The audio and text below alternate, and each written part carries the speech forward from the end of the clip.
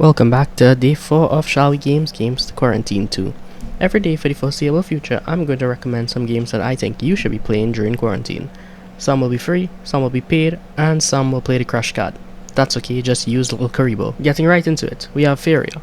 Once started as a Kickstarter game, it has evolved into its own esport. Feria attempts to shake up the trading card game formula by dropping the standard rectangular board for a dynamic hex-based board with environmental and world hazards. With no microtransactions, you have to earn the cards in-game to use them. New expansions come in the form of one-time DLC drops.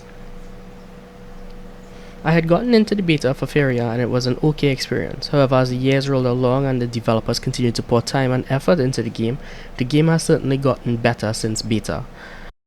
I enjoyed the no microtransaction model. The game features a fairly large community, though not as large as Hearthstone or Magic, and a developer-supported esports scene. The game also supports a solo campaign to get you started. Feria is available on Steam for $24.99 with plans for a Nintendo Switch release. Jumping back a couple decades to one of the first fantasy trading card games I've played, I spent a huge amount of time in Pokémon Trading Card Game for the Game Boy Color. It even caused me to go out and purchase the physical cards as well. It was a surprisingly addictive game even for its time. There was so much to do, and what was basically a full Pokemon game complete with gym battles and different locations to visit, but instead of Pokemon battles you fought via Pokemon card games. It was genuinely a fun time despite obvious issues that was characteristics of games back then. You should play this game. Honestly, this was so much fun. Do you all think I should do a full review of this? Maybe a playthrough? Let me know in the comments below. Pokémon Trading Card Game was released for the Game Boy Color December 18th, 1998, with Western releases happening in 2000. It is available on the Nintendo 3DS Virtual Console worldwide. What is any card game list without Magic: The Gathering? I'll admit I wasn't the biggest fan of this game. It was always too inaccessible for me, but Magic: The Gathering Arena really brings it to a sweet spot, and it allowed me to really get into one of the most important trading card game franchises ever created.